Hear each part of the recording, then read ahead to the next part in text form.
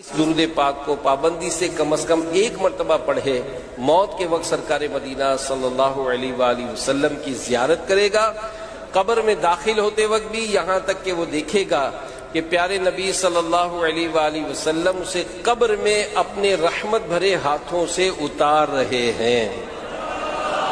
اللہم صلی وسلم وبارک علی سیدنا محمد النبی الامی الحبیب العالی القدر العظیم الجام وعلى آلہ وصحبہ وسلم۔ حضرت انس رضی اللہ عنہ سے روایت ہے کہ رسول اللہ صلی اللہ علیہ وسلم نے فرمایا، جو شخص یہ درود پاک پڑھے، اگر کھڑا تھا تو بیٹھنے سے پہلے اور بیٹھا تھا تو کھڑے ہونے سے پہلے اس کے گناہ معاف کر دیے جائیں گے۔ آئیے مل کر پڑھتے ہیں، اللہم صلی علی سیدنا و مولانا محمد وعلی آلہ وسلم۔ جو یہ درود پاک پڑھتا ہے اس پر رحمت کے 70 دروازے کھول دیے جاتے ہیں۔ صلی اللہ علی محمد۔ علامہ احمد ساوی رحمت اللہ علیہ بعض بزرگوں کے حوالے سے لکھتے ہیں، اس درود پاک کو ایک بار پڑھنے سے 6 لاکھ درود پڑھنے کا ثواب حاصل ہوتا ہے۔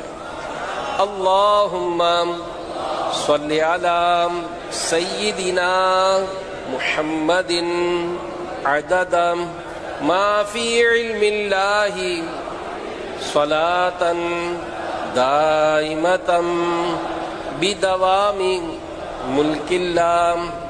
ایک دن ایک شخص آیا تو رحمت عالم صلی اللہ علیہ وآلہ وسلم نے اسے اپنے اور صدیق اکبر رضی اللہ عنہ کے درمیان بٹھا لیا۔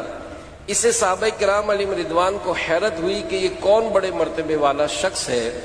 جب وہ چلا گیا تو حضور علیہ الصلوۃ والسلام نے فرمایا، یہ جب مجھ پر درود پڑھتا ہے تو یوں پڑھتا ہے، اللہم صلی علی محمد کما تحب وترضی۔